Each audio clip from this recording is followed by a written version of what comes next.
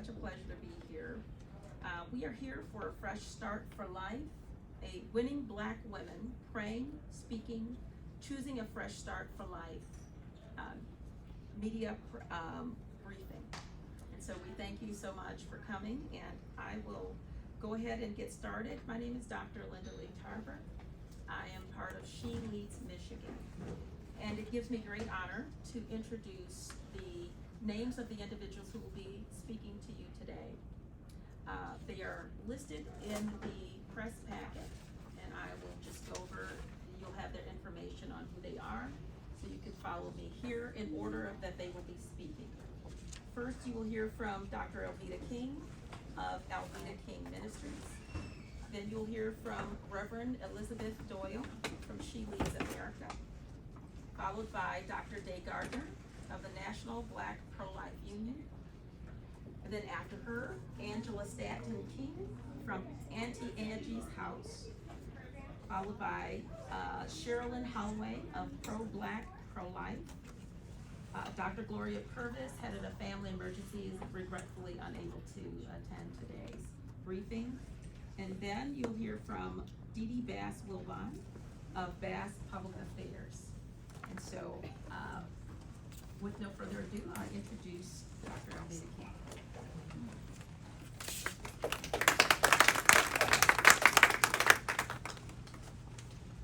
Thank you so much. Hello, everyone.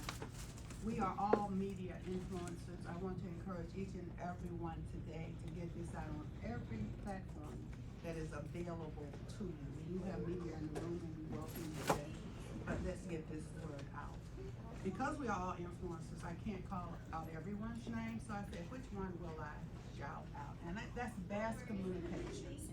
And I'm so grateful. Let's give them a big hand.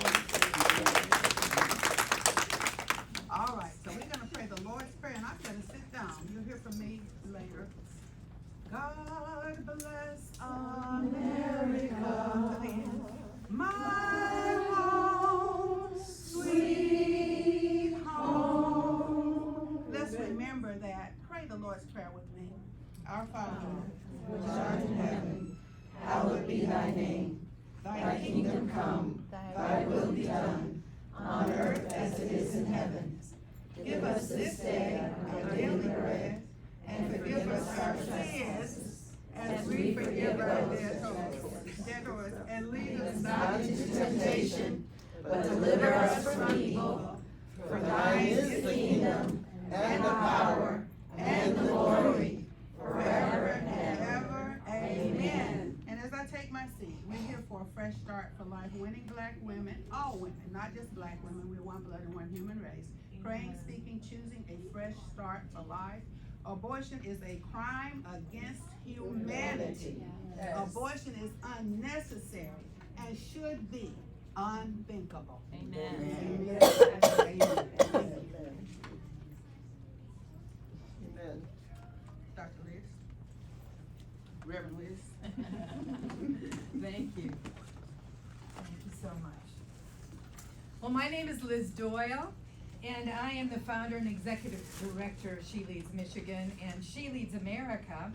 We're launching chapters in 20 more states in 2023 and 24. And I thank everyone for joining us. And first of all, I want to recognize each and every one of you for the amazing work you've been doing protecting life and strengthening families in the communities you represent. In January 2019, I became increasingly alarmed by the policies and demeanor of some of the women who were elected into office in my state of Michigan. It drove me to my knees, and I cried out, Lord, these women do not represent me and the women with my values. Where are the women who love God?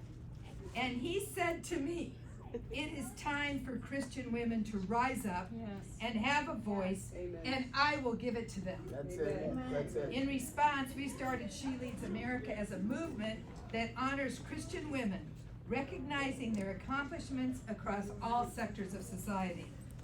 As the women receive tributes from their state or are entered into the Congressional Record of the United States of America, This brings validation and courage to rise up and speak out for biblical values, life being at the core. He is amplifying our united voices from many disciplines, ethnicities, ages, political persuasions, and church denominations to announce his message, finding faith-based solutions to modern-day challenges. Out of our love for him and each other, he is building a mighty company of women in leadership with biblical values, fearless in his perfect love, to see the vulnerable protected, our families thrive, and our nation become great again. We are here today to focus on the pro-life movement in the African American community and the challenges they face. We believe as we link arms together and lock shields for life, this opportunity to amplify our sisters' voices around these issues will prove to be a page-turner, moving into the chapter where our culture moves from death to a fresh start for life. The Roe v. Wade decision is a sign that says, with God, all things are possible. It's time for a fresh start for life, a comprehensive, holistic approach, welcoming our babies into loving families, educating our children in godly principles so that they become strong and productive citizens in our nation. We must come together and seek God for his plans and purposes, implementing them through our organizations, working together throughout our communities, bringing all of the collective wisdom that we have gained over the years in the struggle for life, having one strong voice, and sharing our resources to make abortion both unnecessary and unthinkable. Unless the sanctity of human life becomes again a core value in our society, we will continue to experience an increased flow of violence, murder, greed, and evil of all kinds. United in prayer and calling, we will see a fresh start for life celebrated, motherhood elevated, the traditional family restored, with our children and communities safely thriving throughout the nation. Let's go on the offense and offer the alternative to death and destruction. Let's offer life. Together we can build citadels of righteousness as the Lord breaks down the strongholds of the enemy.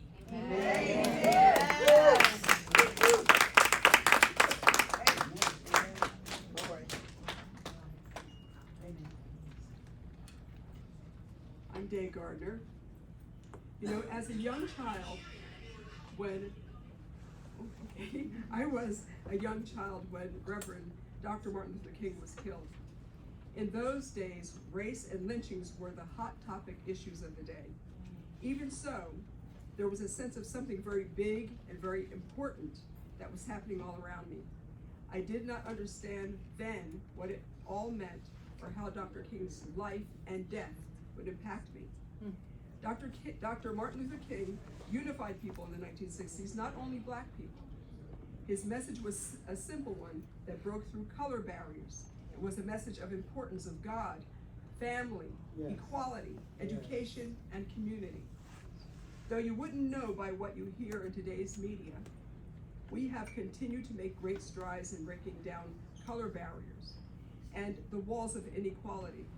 We became doctors, we became lawyers, educators, movie stars, corporations, conglomerates, members of Congress, and we even had a president. I hear that there's even a Black Billionaires Club, so things have definitely changed for Black people. I guess many would think we have arrived, but I worry that many of us in the Black community have forgotten what the struggle was all about. In our quest for higher education, bigger houses, better jobs, flashier cars, are we closing our eyes to the fact that well over 1,000 children continue to die each day by the horrible practice of abortion? These children were denied their most basic human right, a right to life. Their civil rights trampled, their precious little bodies discarded like dung. What about the dream Dr. King so proudly worked for, marched for, and ultimately died for? Sadly, when he died, much of the dream died with him. Since that time, more than 60 million children have been killed by abortion.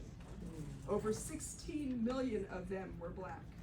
Abortion has become the #1 killer of black people, killing more people in this country, more African Americans in this country, than accidents, heart disease, stroke, crimes, HIV/AIDS, and all other deaths combined.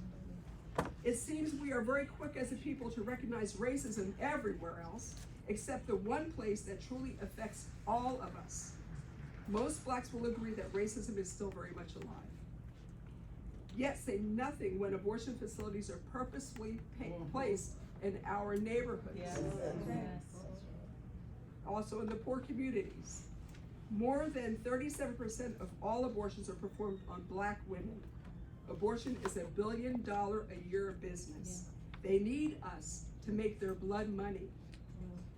If we as black people say no to abortion, the industry will cease to exist. I am here today to join with these wonderful women for a fresh start for life. Abortion is a crime against humanity. Abortion is unnecessary and should be unthinkable. Yes.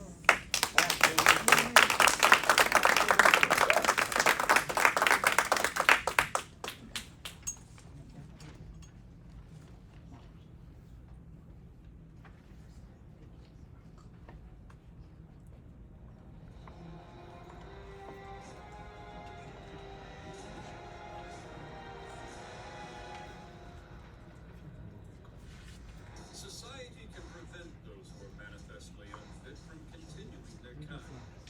3 generations of imbeciles are enough. I do not join in the belief that the African is our equal, green or brown. We are paying for and even submitting to the dictates of an ever-increasing, unceasingly spawning class of human beings who never should have been born at all. The laws of nature require the obliteration of the unfit. The best way to hate a nigger is to hate him before he is born.